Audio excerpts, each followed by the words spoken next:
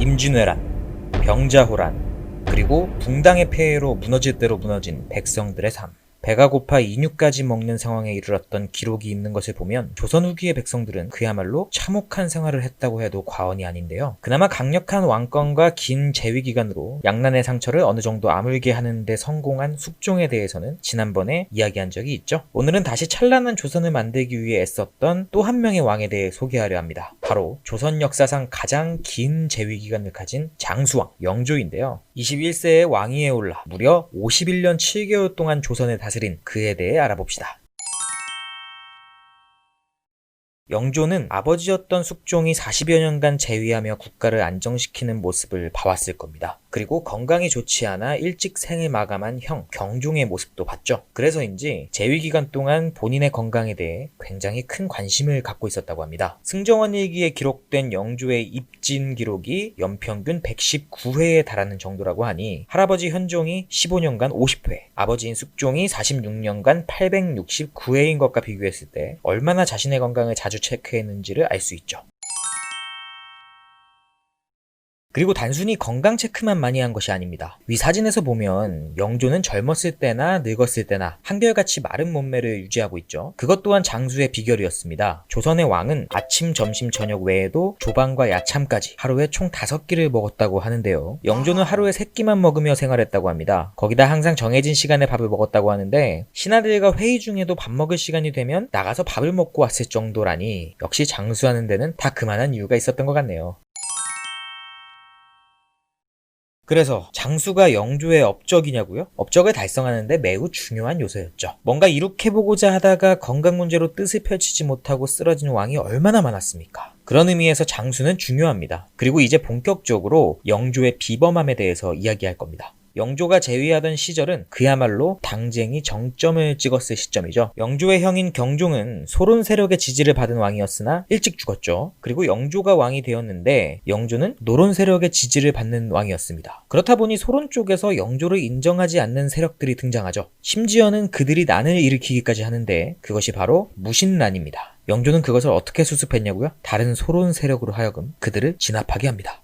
소론이 난을 일으켰는데 소론이 진압한다니 뭔가 이상하죠? 여기서 영조의 비범함이 나오는 거죠. 만약 무신난을 노론 세력이 진압했다면 이후 조선은 어떻게 돌아갔을까요? 노론 세상이 되지 않았을까요? 그렇게 되면 거기서 또 권력을 독점하는 인물이 생겨날 거고 그가 한명회나 윤원영 같은 인물이 돼서 사리사욕을 채우게 될 수도 있는 것이죠. 영조는 그것을 차단하고자 했던 것입니다. 다행히 당시 소론 세력 중에서는 영조가 대군 당시 스승이었던 인물들이 다수 포진되어 있었기에 믿을 수 있는 그들로 하여금 난을 진압하게 합니다. 이처럼 영조는 어느 한쪽에 권력이 집중되는 것을 막고자 했습니다. 숙종은 황국이라는 것을 통해 한방의 권력을 뒤집어버리면서 신하들을 긴장시켜 충성하도록 했다면 영조는 그들을 골고루 등용하면서 서로 견제하며 더 나은 정책을 펼칠 수 있도록 했던 것이죠. 이게 그 유명한 영조의 업적 중 하나인 탕평책입니다. 사실 영조의 가장 큰 업적은 애민에 있습니다. 그래서 세종대왕이 조선 후기에 부활했다는 이야기까지 들었던 거죠. 왕이 궐문 밖에서 백성을 만나는 행위를 입문이라고 하는데요. 영조는 이것을 재위기간 동안 총 30여 회 진행했을 정도로 백성들의 이야기를 듣는 것을 매우 중요하게 생각했습니다. 몇 가지 신뢰가 있는데요. 모두에게 균등한 세금을 걷는 것을 중요하게 생각했던 영조는 호전과 결전이 양반들에게 큰 논란이 되자 이것을 일반 백성들까지 함께 불러놓아 논의를 했다고 합니다. 심지어는 밤이 되도록 논쟁이 계속되자 아예 남과 북으로 나누어서 OX 퀴즈처럼 여론조사까지 진행했다는 기록까지 있습니다. 보통 정책에 대해 논의를 하는 것은 왕과 신료들이 궁궐에서 하는 것이 일반적이죠. 그런데 영조는 이것을 양반과 백성들을 한자리에 모아놓고 같이 의견을 들었다는 데서 큰 의미가 있습니다. 영조의 애민 정신이 잘 드러나는 것이죠. 물론 한자리에 있어도 백성들이 양반들 눈치를 보느라 제 의견을 내기 쉽지 않았을 것 같긴 합니다만 시도 자체가 당시로서는 큰 센세이션이었을 것 같네요. 또 영조는 사치풍조를 금지하기 위해 재위기간 중 문의가 들어간 비단을 판매금지 처리한 적이 있는데요. 이때에도 백성들과의 소통이 있었습니다. 판매금지는 시켜놨지만 이미 상인들이 물건을 팔기 위해 사놓은 비단을 처리하지 못하는 고충이 있었던 것이죠. 마침 영조는 창덕궁 서남문 앞에서 입문을 하게 되었고 그때 한 상인이 이 문제를 영조에게 고합니다. 결과는 어떻게 됐냐고요? 영조는 그 말을 듣고는 신하들에게 그런 부분에 대한 대안을 마련하도록 했다고 합니다. 대단하죠? 백성과 소통하고 백성의 삶을 나아지게 하려는 영조의 애민정치, 그 활용점정은 준천사업이라 할 수 있습니다. 어제문업이라는 글을 통해서 영조가 준천사업을 자신의 큰 치적이라고 자화자찬했던 것도 알 수 있죠. 이렇게 스스로가 나 짱 잘했어 라고 할 정도로 이 사업은 대단한 사업이었습니다. 준천이라고 하는 것은 물이 잘 흐르도록 바닥을 깊게 파내는 것을 말하는데요. 준천사업이 이뤄진 곳은 바로 청계천입니다. 당시 한양은 먹고 살기 위해 상경하는 사람들이 늘어나면서 인구가 급속도로 늘어나던 시기였습니다. 이런 사람들은 집이 없다 보니 하천변에 집을 대충 만들어 놓고 살게 됐는데요. 이들로 인한 오물이 하천에 쌓여만 갔고 주변 산에서 나무를 베어서 생활하다 보니 민둥산이 늘어나면서 비가 오면 토사가 계속 쌓여갔습니다. 그렇다 보니 하천의 바닥이 점차 높아져만 갔고 비라도 많이 오는 날이면 하천이 범람해서 이들이 침수 피해를 겪는 일이 많았던 것입니다. 영조는 이를 해결하기 위해 준천사업 실시를 결심한 거죠. 여기에 얼마나 많은 인원이 참여했는지 볼까요? 무려 21만 5천여 명이 동원됐습니다. 심지어 이들 중 6만여 명 정도는 국가에서 임금을 주고 고용을 했기 때문에 백성들의 일자리 해결에도 큰 도움이 되었다고 합니다. 거기에 자원봉사자들도 많았는데 약 2,000명의 승려가 자원봉사를 했을 정도라고 하니까 이 준천사업이 백성들에게 얼마나 염원이었는지를 알 수 있는 대목이기도 하죠. 정말 감사하게도 당시 준천사업의 모습을 그림으로 남긴 유물이 고스란히 남아있습니다. 영조가 이 사업에 직접 다리 위에서 참관하는 모습인데요. 아래에 보면 백성들이 소와 가래를 이용해서 흙을 퍼내는 모습이 잘 나타나 있습니다. 정말 장관이 아니었을까. 타임머신이 있다면 꼭 한번 보고 싶은 광경이네요.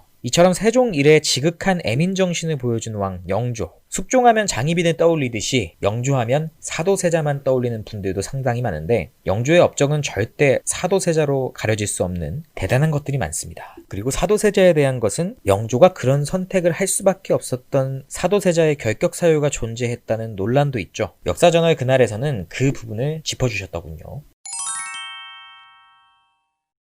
사도세자는 어렸을 때는 분명 똘똘했지만 커가면서 어긋났던 것 같습니다. 아버지의 기대에 부응을 하지 못하는 것이 사도세자에게는 큰 불안함과 걱정거리였고 이것이 병증으로 나타나면서 정신병을 앓게 됐다는 것이 논란 중 하나인데요. 이 글은 사도세자가 영조에게 혼이 난 후에 장인에게 보낸 자필 편지 중 일부인데 글의 내용이나 필체를 보더라도 사도세자가 뭔가 상당히 불안 증세를 안고 있었다는 것을 추론할 수 있습니다. 그리고 실록을 통한 기록을 볼 때 영조가 사도세자에게 직접 후사를 손자에게 맡길 것이라고 이야기하는 부분도 있죠. 영조의 입장에서 생각해본다면 숙종, 경종, 그리고 자신을 거쳐 양난의 아픔에 무사히 치유해온 것이 사도세자로 인해 다시 무너질 수도 있다는 생각을 했던 게 아닐까 싶습니다. 그래도 어쨌든 영조와 사도세자에 대한 부분은 아직도 논란이 많긴 합니다. 그래서 단언할 수가 없는 거죠.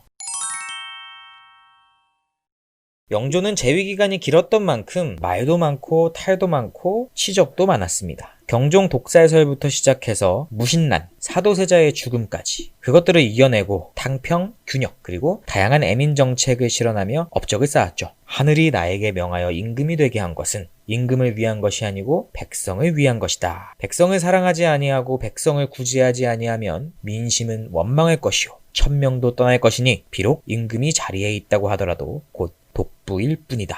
영조가 남긴 말입니다. 여기에서도 영조가 왕으로서 백성을 어떻게 생각했는지가 잘 드러나 있죠. 제가 알던 영조는 탕평책, 균역법, 사도세자 이 세 가지 키워드 뿐이었습니다. 주입식 교육의 폐해죠. 이렇게 영조에 대해서 보다 심층적으로 공부를 해보니 왜 영조가 영조대왕으로 불릴 정도로 조선 후기를 대표하는 왕인지를 알 수 있었습니다. 정조가 아버지의 죽음을 목격하고도 영조의 뒤를 이어 조선 후기의 부흥을 이끌었던 것은 어쩌면 세종이 통치할 조선을 태종이 닦아놓았듯이 정조가 통치할 조선을 영조가 잘 닦아놓았기 때문이 아닐까요? 오늘 영상은 제목을 좀 자극적으로 달아봤는데요. 영조를 사도세자와만 묶어 평가해서는 안 된다는 제 의도를 잘 알아주셨으면 하는 마음입니다. 영조에 대한 영상은 여기까지입니다. 오늘도 끝까지 봐주셔서 정말 감사하고요. 여러분의 구독과 좋아요는 저에게 너무나도 큰 힘이 됩니다. 그럼 다음에 또 재밌는 영상으로 찾아뵙겠습니다.